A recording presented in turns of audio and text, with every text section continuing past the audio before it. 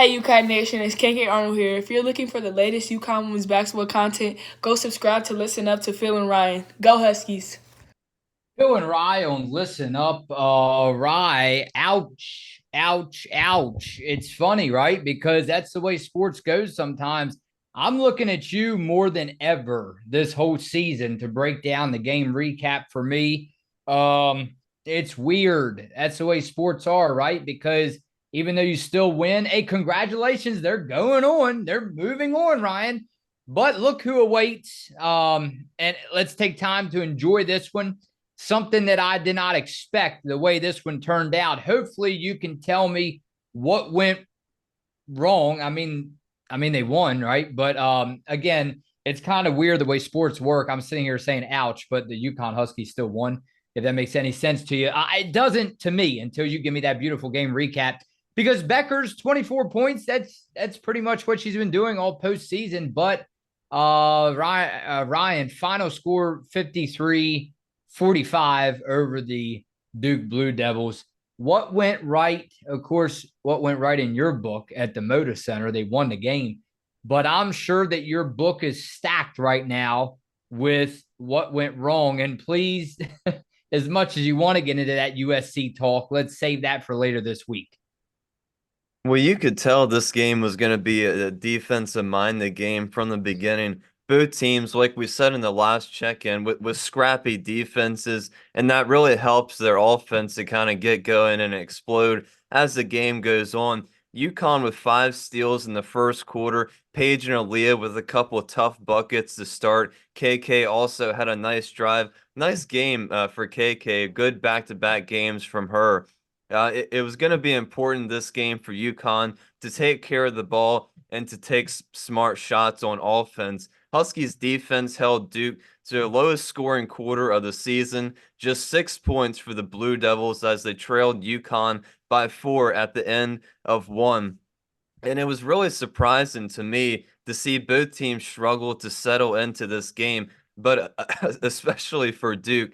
UConn's defense had them all out of sorts. They had 13 turnovers in the first half, 22 total to end the game, I believe, for Duke. And they couldn't make a basket. It seemed like they couldn't really make any passes either. It was a long night for the Blue Devils. But despite all of their struggles, the Huskies couldn't really seem to pull away either. It felt like they should have been up by a lot more than what they were for most of the game.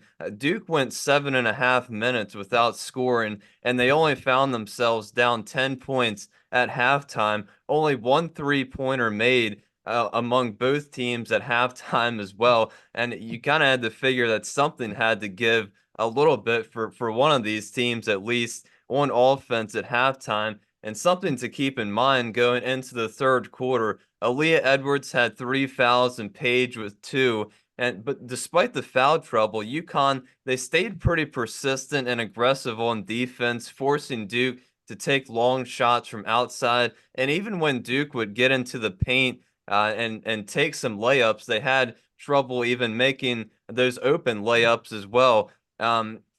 Paige made a couple of threes. She started to get going a little bit in that third quarter. KK also had a couple buckets, but Aaliyah picked up her 4th foul with 4 minutes left in the third. It took a while for her to get back into the game, not able to return until later in the fourth quarter. Like I said, Paige started to get the offense going a little bit, but Duke trying to desperately somehow get back into this game, build up some type of run in the fourth quarter. But it seemed like every time Duke got something going, the Huskies always had a bucket. They always had an answer to stifle their run. It seemed like that until UConn went 5 minutes without scoring, and Duke cut the lead to just 5 points. And I think it was a lot of fatigue at the end of the game for UConn. I think 3 players played the whole entire game for the Huskies, and Ashlyn Shade only sat a couple minutes for the whole entire game.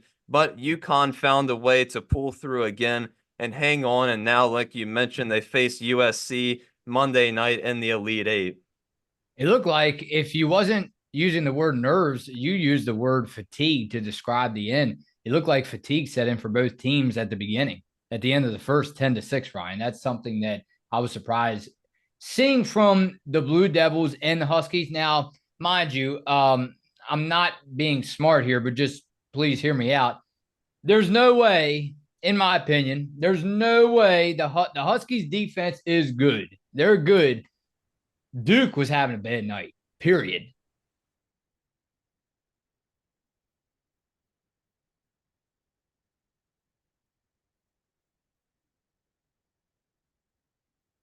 That these UConn Huskies have held opponents to low scores in some games a lot, right? A lot. But let me remind you, though, Ryan, a lot of times this season, too, there's been some big numbers put up on UConn, right? And some teams that you thought would be here are gone.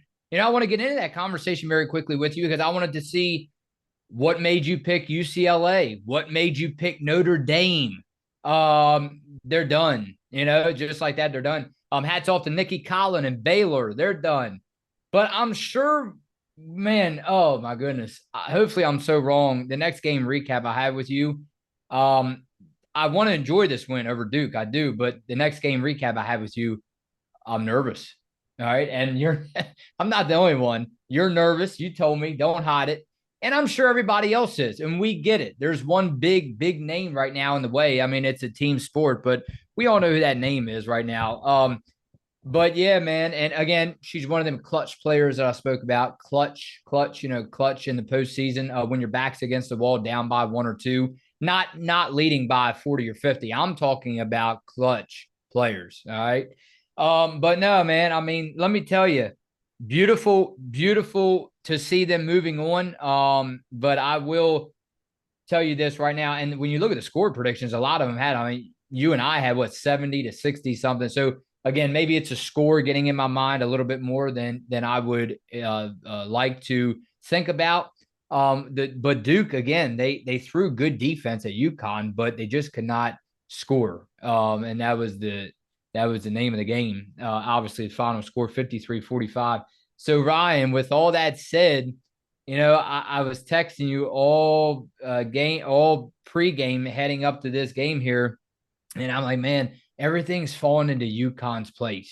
This team's losing, that team's losing. But as much as it is for me to, and again, I want to be different here. If you got a problem with it, if anybody else does, just let me know. Let me know. I always like to look forward to the future, not the past. If you look towards the past or look at the past all the time, Ryan, you're going to be in trouble, right? You're going to be in real big trouble. But I'm telling you right now, I mean, there's a lot, and congratulations, to the Huskies. But a lot of these posts here are the total opposite of what I'm leaning towards. Here's one: UConn officially takes down Duke because the universe is good.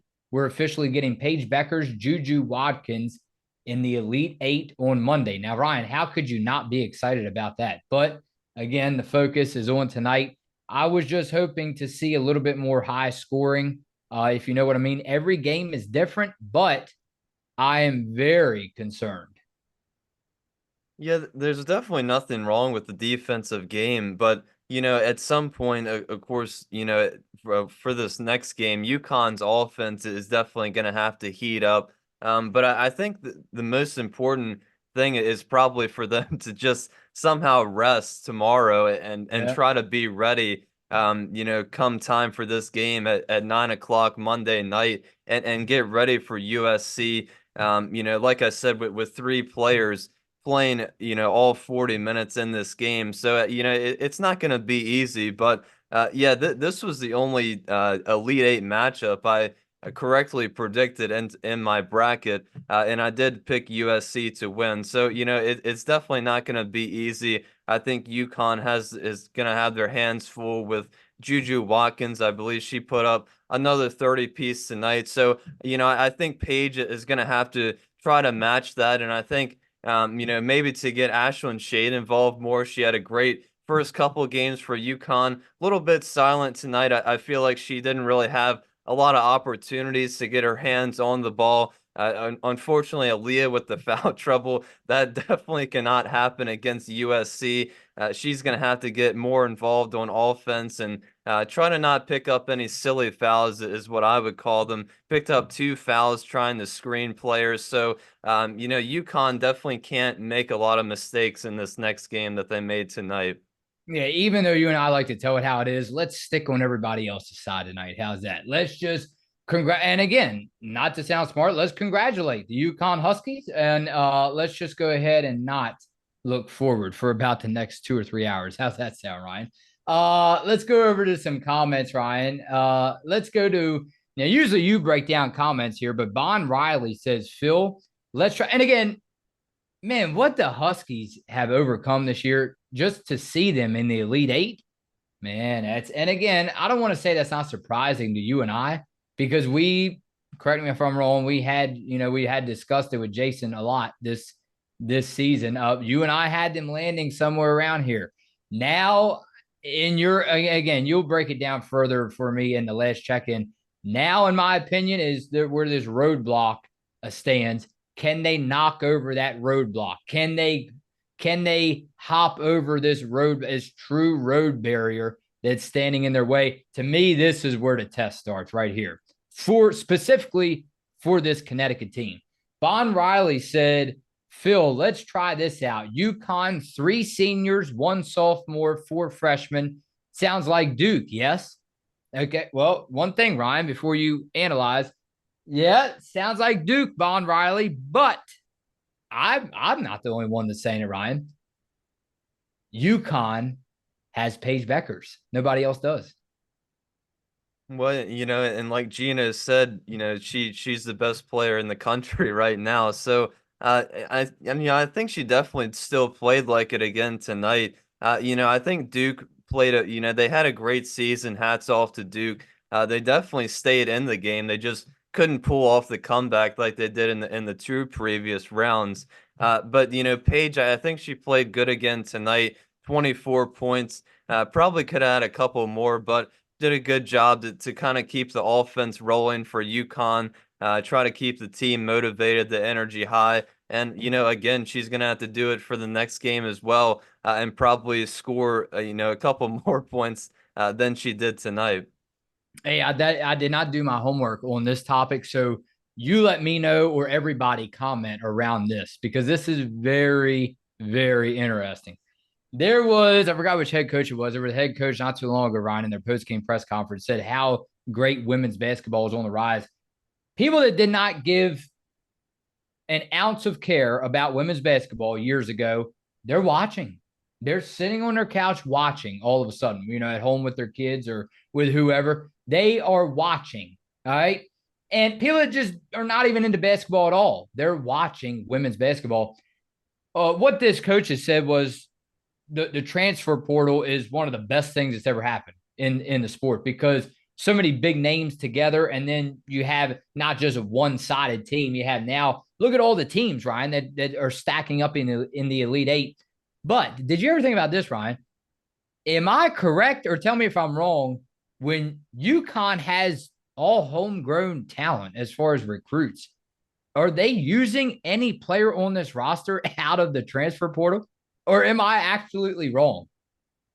No, not for this season. No players out of the transfer Then portal now. look with it. Did you ever think about it that way? And I'm not saying, maybe, I don't want to say every team. I have to look right now. I will do that homework. Promise you, Ryan, after this video. Is every team using I know LSU is. I'm not going to say nothing's wrong with it, but again, man, good job, UConn. Good job. Yeah, I think when we talked about it during the all season with perhaps trying to go after Lauren Betts, and I think a lot of people in the comments were saying about how it's not really UConn's culture. It's not really Gino's map to success, if you will, trying to go out and get all these big name players, which is fine because obviously it works for UConn and it has for many, many years. So, it's just not UConn's style. But like I said, it still works for UConn. Of course, they did get Dorka Juhas. She turned out to be a pretty good ad for those 2 years for UConn. But this year, the freshmen have been carrying some of the load for UConn, and along with the 3 fabulous seniors for UConn as well. Jason, I absolutely hate to see your prediction on the last check-in coming up later this week. Ryan, listen to this. Jason said, man, this is going to be tough. I bleed blue, but reality is also very important to me. I think Duke pulls this one out. It is UConn's lack of depth that scares me from this point forward. UConn needs to play a perfect game to beat the remaining teams in this tourney. And I just don't think they had that extra X factor off the bench needed to sustain leads going into the late game. Paige has been bailing this team out for 3 months, and sooner or later, she's going to have an average game, and I'm afraid this one is it. I hope with all my heart I am wrong, but I have Duke winning. Duke 72, UConn 63. Don't hate me. Laugh out loud. Peace. Well, that might very well be the case for the next game, but luckily UConn was able to hang on for this game. And if Duke just made a couple more shots, they probably would have ended up winning. But unfortunately for Duke, it seemed like there was a seal on the basket for almost the whole entire game until the last 5 or 4 minutes of that fourth quarter. But it was UConn's defense as well that really was able to stifle Duke and not allow them to, like I said, really set up any plays on offense, or they really just struggled to pass to the open player at some times in the game. And that's going to have to be what UConn does next game as well. Just shut down everything that USC tries to do. How about this? A new name. I always like to call out new names if I can find them. And this is a new one. Miss Jean Herman. Ryan, we appreciate her for joining us on Listen Up. She left 2 quick comments. She said, love your Maryland accents. So close to my Pittsburgh roots. I live in Connecticut now, but you all rock. We have Samuels from Maryland. Yeah, appreciate the support. And I always find it funny, different parts in the country that you go, you don't realize the different accents, but to us, it's just normal. You go somewhere else, people think you have an accent. We think they have an I don't accent. have an So, accent. Do you hear an accent? yeah, I don't hear. Do it's you hear? weird. I don't hear one from you. Do you hear one from me? No. Maybe it is a little country accent. Who knows? But yeah, it is pretty funny. Hey, I love this username, Bruno Bag of Donuts. Yeah. You know, I have to tell this person I've been eating more donuts ever these last few months, and it seems like something to do with UConn. Stressing over UConn basketball too much. I got to lay off the coffee and the donuts a little bit more, Ryan. How about one more? Ryan's like, all right, Phil, let's get out of here. Marcia Clark. This should be number 10 now, mind you, number 10. Marcia Clark is number 10. This should be a good game. Duke will come out strong. Carol Lawson will have this young group pumped up and ready. Duke will win if they continue to play aggressive on defense and make their shots like they did against Ohio State. I think Strong should tell both coaches that this game will make the choice for her. Haha, just kidding. Her family has to be cracking jokes about this. Well, Duke definitely came out aggressively on defense, but like I said, unfortunately for them, just unable to make the shots, and it will be interesting to see if this does play any sort of factor in what Sarah Strong decides. But with the hometown factor, it does seem likely that she will pick Duke, but who knows? Maybe she will end up flipping the script and decide to come to UConn. But like I said, hats off to Duke. They had an incredible season, defying all the odds and busting all the brackets, making it to the Sweet 16. So great season for them. Quite a young team as well. So they might be another team to look out for in the upcoming years. All right. And look, I'm seeing comments about Emily Rodriguez has UConn in her top 5. She's a 2024 4-star recruit. We appreciate everyone that looks out for us and updates us on this information. We should look into this even more. We're guilty that we don't. We're so focused on the season right now and on this tournament. We do appreciate each and every one of you. Make sure you run the likes up, comment, and subscribe. Let's try to get to 1.93 thousand. You all have been doing a great job. Ryan, what a week in women's basketball coming up. I mean, big names, big games. as UConn advances to the Elite Eight, Ryan. And I will see you later on. A quick turnaround once again later this week for the last check-in. And to those of you who celebrate, and to you, Ryan, a happy Easter. Phil and Rye on Listen Up.